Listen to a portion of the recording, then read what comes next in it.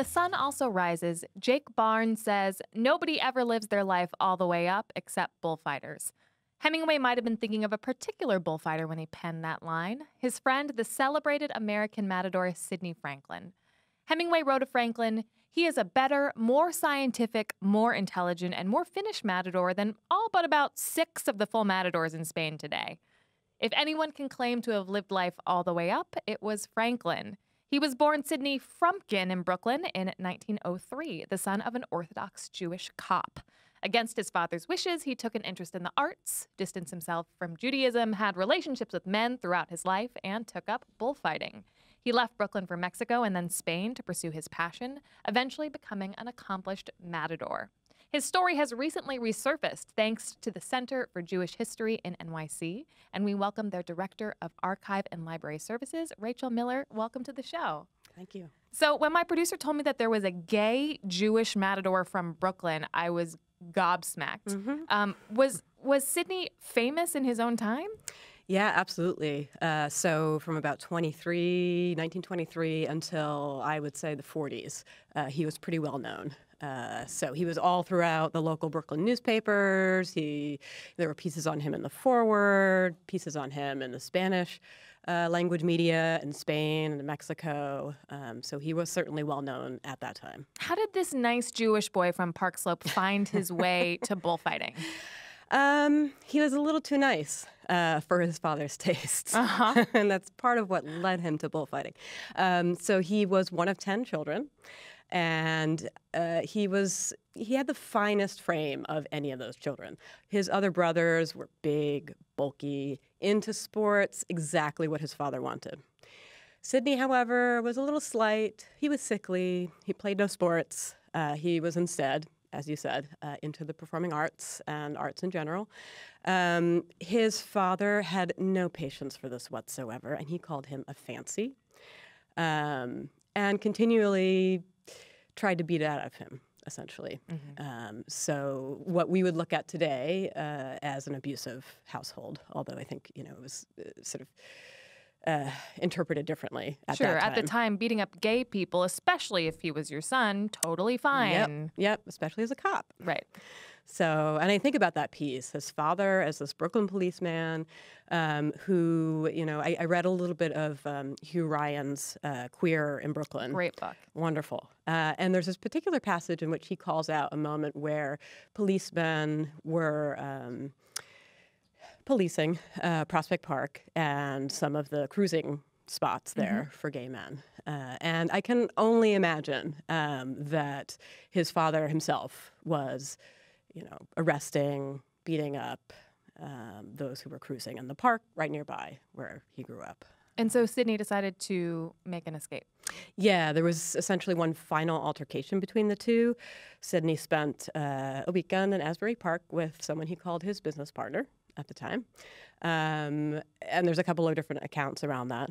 One that he told to Lillian Ross of The New Yorker in a piece that she wrote on him in 1949, that he was there with 2 chorus girls and his partner. Mm-hmm. And then later in his own autobiography published in 1952, he mentions no chorus girls. So all throughout Sidney's life, it's very hard to tell fact from fiction. Right. He was a master fabricator, right? But so my understanding is that he was at least in Asbury Park with someone and came back home. His father was livid and beat the living daylights out of him. And he knocked him out. And when Sidney woke up, he was like, I'm done with this. I am leaving Brooklyn. I am leaving my family. I'm going to go to Mexico.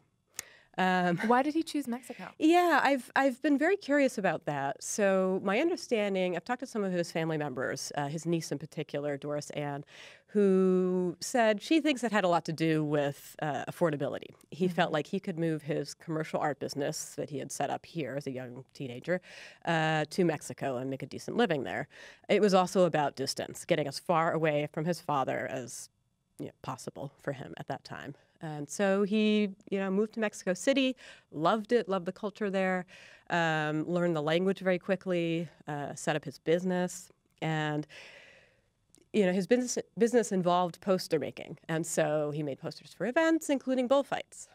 And then he attended his first bullfight. And he apparently vomited after the bullfight, kind of horrified by the violence that he saw, but at the same time was deeply compelled by it. You know, he was like, God, he loved the adoration of the crowd around the bullfighter. He loved the performance of the bullfighter. Just the entire spectacle to him was just amazing. So then he was out at a cafe with some Mexican artist friends of his, and they were like, you know, an American could never be a bullfighter. You guys have no bravery. The gauntlet was thrown. Yeah. And he was like, yeah, I will prove you wrong. And then he ended up trained by a very famous Mexican matador at the time, Rodolfo Gaona, or Gaona, rather, I should say. By 1923, he had his first appearance in a bull ring in Mexico City, and it was a great success. People went there initially expecting, what a novelty. Let's see this American bullfighter fail. Right. Was he like the only American bullfighter? There had been one other one, maybe a decade before that, who had fought in Mexico, but he's the only one who actually fought in Spain, is my understanding, during those times. And so then, you know, his fame took off, and he, and he realized, especially in that first fight and beyond, that again, what that crowd brought him, that enthusiasm, the press coverage that he got, he loved the spotlight. He loved finding a place where he could perform his masculinity. And I read it both as a way of masking who he was as a gay man and performing it at the same time. So it was essentially a stage for him, right? An acceptable stage for the performance of masculinity.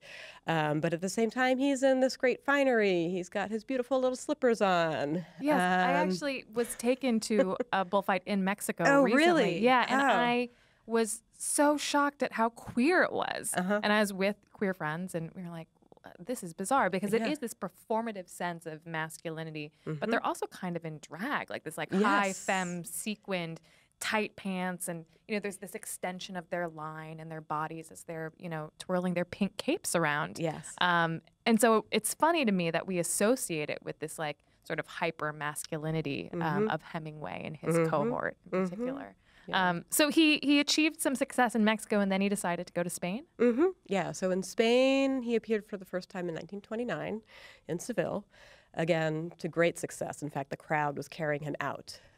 Like royalty, apparently, as he tells it. But it's funny because even as he found this great outlet for his masculinity and also an interesting way of expressing his queer identity in a permissible way, but also in a very invisible way at the time, his father was having none of it. The first time his father saw any pictures of him in Spanish language media, he couldn't read Spanish. He didn't know what it was about. He just saw this picture of his son. Some in gay costume. shit, probably. And he was like, what are you, at a costume ball?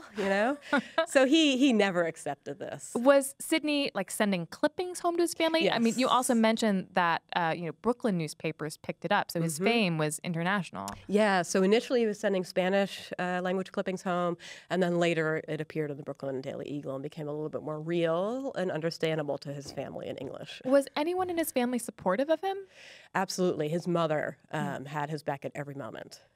And would, if he was struggling for money, she'd slip him some secret money.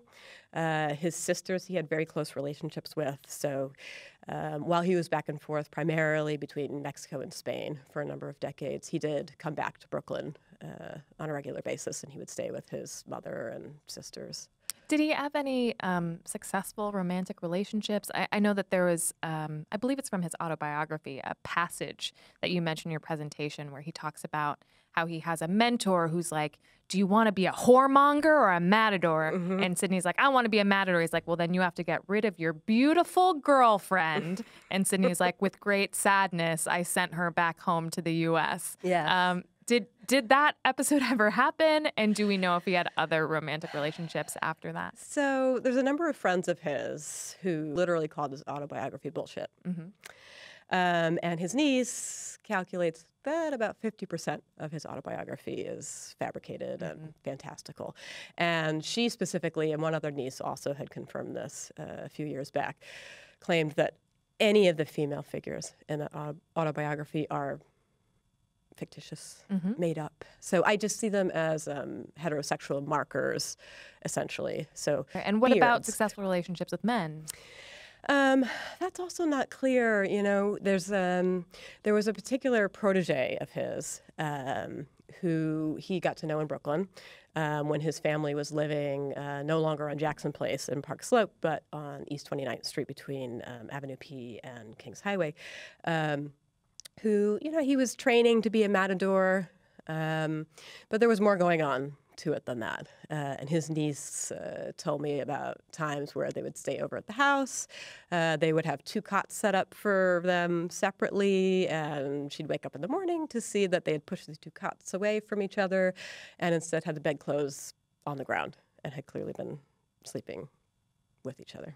And what about the fact that he was Jewish? Was that at all looked down upon? Was there stigma around that in Spain or Mexico?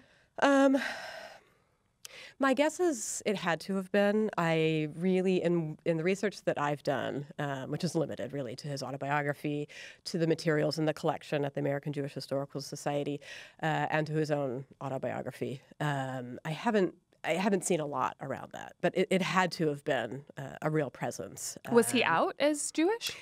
He really, again, in his autobiography, for example, any passage, and there's not many of them, that are actually about Brooklyn and his family and his background, he doesn't seem to mention the fact that he's Jewish. So he seems a bit closeted in that book in terms of his Judaism. And you know, certainly the Jewish press was calling him, you know, a wonderful Jewish toreador, and, you know, very proudly claimed him. And I'm not sure of what his reactions to that were at the time. But I know that he really focused on his American identity and his identity as a tough Brooklyn guy. Do we know, are there any other Jewish matadors or openly gay matadors? As far as I'm aware, he's the first American Jewish bullfighter. When he was in Spain, he befriended Hemingway. What do we know about that relationship? And actually, it was Hemingway who befriended him. So apparently, Sidney Franklin was sitting at a cafe. This schlubby guy walks up. Smelling of booze at 11 in the morning, no doubt. And Sidney goes to reach into his pocket to bring some change out because he's like, this guy looks like he needs some help. Oh, buddy. He introduces himself, and it doesn't ring a bell for Sidney. He wasn't a big reader. It took him a while to really absorb who Ernest Hemingway was. Right. But they became very fast friends. And so as they really hit it off as a pair of artistic macho guys. And Sidney provided him with a lot of insider information into the bullfighting world that definitely helped Hemingway's writings. So matador is a notoriously dangerous profession. Yes. Was Sidney ever injured? Multiple times. And so in 1930, he was gored in the rear end, actually. And then after that, and that actually he was recovering for years from that particular injury and had a number of surgeries following up the initial one. Also in the thigh. And then the final goring was in 1959. So, yeah, the bulls definitely got him.